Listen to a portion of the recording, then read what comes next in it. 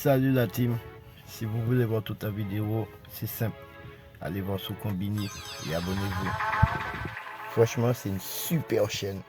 On va charger le gamin, on va maquiller la bavure et on va couvrir le collègue. C'est considéré comme un crime, c'est passible des assises et de 15 ans de prison ferme. Qu'est-ce qui pousse un journaliste de 29 ans à consacrer plus de 2 ans de sa vie à infiltrer les rangs de la police ? Partir du principe qu'il n'y a qu'un voyage clandestin dans un commissariat qui peut permettre de voir ce qu'on ne voit jamais. La police fait face à 2 grands tabous, les violences policières d'un côté, et de l'autre, tout ce qui est lié aux conditions de travail, au mal-être policier de manière. C'est quoi qui va vous frapper le plus ? C'est le fait qu'en 3 mois seulement, je vais avoir une habilitation pour porter une arme sur la voie publique, donc marcher dans la rue en uniforme de policier, avec une arme à la ceinture. Comment c'est ces premières heures ? Je suis juste stupéfait, parce que rapidement je vois un policier, donc un de mes nouveaux collègues, qui va frapper un gardé à vue. Le gardé à vue demande à aller aux toilettes, et il se fait frapper. Puis ensuite, je vois dans quel monde j'arrive. J'ai assisté régulièrement à des violences. Elles sont toujours faites à l'encontre de personnes noires, d'origine arabe ou des migrants, toujours. Des migrants, j'en ai vu plusieurs, 3, 4, se faire conduire dans un fourgon, se faire tabasser dans le fourgon, et puis ensuite on va les relâcher à 4 ou 5 km du lieu où on les a interpellés. Ce qui est le plus frappant, c'est que c'est systématiquement des violences qui sont sous les radars. C'est-à-dire que elles n'apparaissent jamais sur les ondes radio des policiers, elles ne sont jamais écrites. Ça se passe toujours dans des moments où les policiers ont un peu les mains libres pour faire ce qu'ils veulent. Donc c'est choquant évidemment de voir ces violences-là. C'est le fait d'une minorité de policiers. Ce qui est extrêmement surprenant, c'est que la majorité des policiers qui fassent partie de la hiérarchie policière, ou qui fassent partie de simples collègues, ne disent rien devant ça. Et parfois d'ailleurs, ils ne cautionnent pas ces violences-là. Ils les cautionnent pas, mais ils disent rien. Ensuite, ça va très très vite. Dans la voiture, il a été tabassé et au commissariat, il a été frappé à nouveau. Le soir même, un policier va rédiger un procès-verbal. Dans le procès-verbal, à aucun moment, le policier n'a frappé, à aucun moment, le policier n'a insulté. Par contre, on va charger le gamin. On va maquiller la bavure. Et ça s'appelle un faux en écriture publique. C'est considéré comme un crime. C'est passible des assises et de 15 ans de prison ferme. Pourquoi vous, infiltré, vous allez en arriver à couvrir votre collègue ? Pourquoi ? Parce que dans la police, on balance pas. Celui qui balance, ça devient le traître. Et du coup, on va le mettre au placard. On allait dans les parkings où on demandait aux gens de nous ouvrir les halls d'immeubles et on défonçait la gueule des gars, quoi. Et on les fracassait bien. Par contre, voilà, c'est pas une plaque. C'était le mec qui restait sur chaque tir. Et en plus, la patate que je lui ai mis tout à l'heure, là, c'était de la mâchoire. Ces propos choquants sont ceux de policiers en service. Ils ont été enregistrés par le journaliste Valentin Gendreau lorsqu'il a infiltré la police pour son livre enquête Flic. Dans ce livre, il raconte le racisme et la violence quasi quotidien de certains policiers du commissariat du 19e arrondissement de Paris. Les enregistrements que vous allez entendre le prouvent.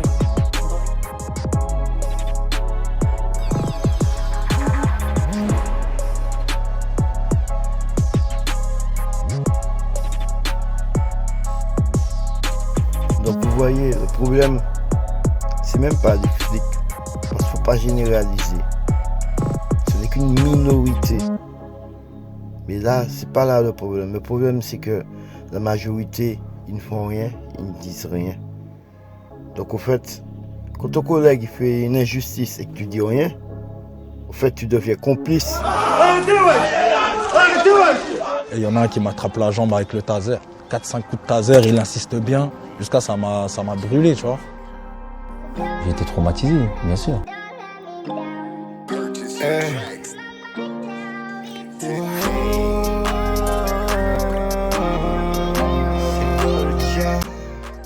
Vraiment, à l'intérieur de moi, je sentais vraiment mon corps qui tremblait de peur. Dans cette vidéo, je vais vous raconter l'escalade d'un banal contrôle de police. Comment 2 éducateurs, une mère de famille et un enfant de 7 ans ont été gazés. Comment ensuite, un de ces éducateurs a été interpellé, placé en garde à vue, fouillé à nu à l'intérieur du commissariat et finalement relâché sans la moindre poursuite.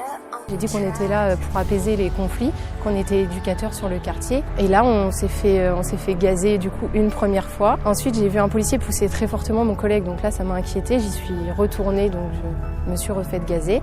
Ils ont gazé des petits, j'entendais mon frère crier et ils lui ont mis un coup de taser. Jambes sur le cou, taser, 4-5 coups de taser, il insiste bien, jusqu'à ça m'a brûlé, tu vois. Et là, je suis emmené, menotté, avec de la violence. Ils me mettent les menottes très très fort, il me les serre. Le policier à la caméra était très énervé aussi, il voulait que je monte dans sa voiture. Et l'autre policier, je pense qu'il a vu que son collègue était énervé, il a dit non, il va monter avec moi. Donc je suis monté avec un autre collègue, quoi.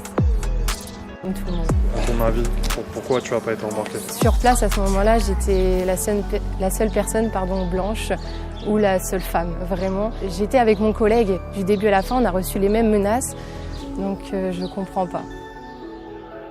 Après, quand j'ai fini mon consultation chez le médecin, je suis repartie à la maison, mais c'est là que j'ai vraiment ressenti cette peur-là. Et vu que je suis maman des garçons aussi, en voyant ça, c'est comme si c'est mon fils que je voyais par terre. Dans notre quartier, les jeunes, ils ne peuvent pas se mettre à 2 à 3 dehors. Dès qu'il y a un jeune qui est là avec un ami en train de discuter, automatiquement, il y a les flics qui sont là. Donc c'est ce que les jeunes, ils vivent dehors.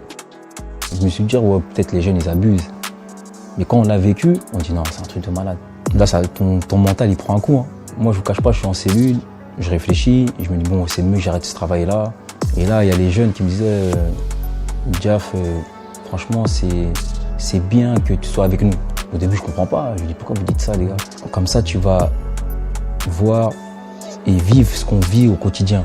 Et c'est là qu'en fait, je me dis, non, faut pas que je lâche. Il y a beaucoup trop de jeunes qui vivent ça.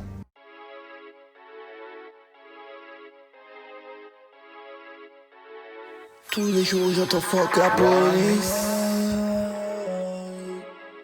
Mais pourquoi?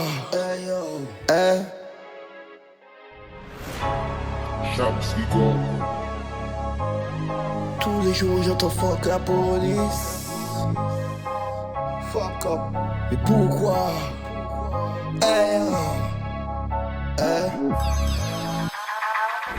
Y'a du baveux policier dans le noir. Après il s'étonne. Ça arrive plus souvent si t'as la peau noire. Après il s'étonne. Donc c'est normal si on n'aime pas les voir. Car ils déconnent. La vérité tu la verras souvent. Motherfucker. Y'a des policiers qui sont voyous. Mais sur leur préfet y'a quoi en joue? On dirait qu'ils aiment nous mettre à genoux. Que des mensonges, yo c'est filou. Yo les contrôler la vie nous. Allez tous niquer vos mères. Et t'es pas comme si t'étais de la merde. Tant pis pour toi, il faut que tu te démerdes. Sans témoignage à l'appui, ça fait tout sous cap en coup de fusil. Y'a toujours dans l'ironie, y'a c'est cochonnerie. Rien à foutre de ta vie. Tu veux pas trahir le collègue, donc tu deviens complice. À côté des gens comme toi, qu'on dit fuck la police. Y'a des baveux policiers dans le noir. Après ils s'étonnent.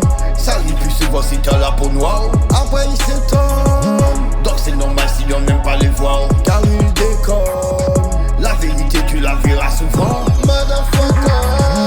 Dans le regard ça se voit qu'ils ont envie de te frapper. Arrestation, bidon. Ils ont envie de se bastonner. Fais attention, passionné chien échappé. Sous pas à courir, pas qu'échapper. Me connaît à l'eau qui raille policier. Parce que le missé yo pas qualifié. Yo c'est la loi yo ka abusé. Sous l'iti maman il faut qu'on avise. Yo ka tiré yo pas ça aviser. A balle pète poto ça peut arriver. Pour pas que jamais t'en esquise. Il va se déresponsabiliser. Et les collègues, ils ont pas honte. Sont tout à dos, complicité. Et les collègues, ils ont pas honte. Sont tout à dos, complicité. Y'a des baveux policiers dans le noir. Après ils s'étonnent. Ça arrive plus souvent si t'as la peau noire. Après ils s'étonnent. Donc c'est normal si on n'aime pas les voir. Car ils déconnent. La vérité tu la verras souvent. Motherfucker. Les mecs sont chauds, ils veulent du sang. Ça devient pas gros, reste dans les rangs. Fais pas le bonhomme, si t'es y'a nounos. Ou la cabrewan, ou la cabardouce. Tu fais le bad boy. Mais t'es que policier. Arrête avec tes conneries de justicier. Juste pour une question. Même tu te fais taser. Pour rien du tout. Même tu te fais gazer. Macron nous prend pour des imbéciles. Sont des policiers, sont très hostiles. Ça joue pas quand y'a la batte. Ils prennent du plaisir pour te battre. Jamais pas tout le monde dans le même sac. Mais beaucoup méritent des patates. Maman, patate maman. Marre d'entendre fuck la police. Je mets pas tout le monde dans le même sac. On a besoin d'eux. Mais le problème, c'est quand ton collègue fait une injustice et que tu le défends. Là, à ce moment-là, tu deviens complice. Un bon flic ne peut pas accepter une injustice, même de son collègue. C'est ça la justice.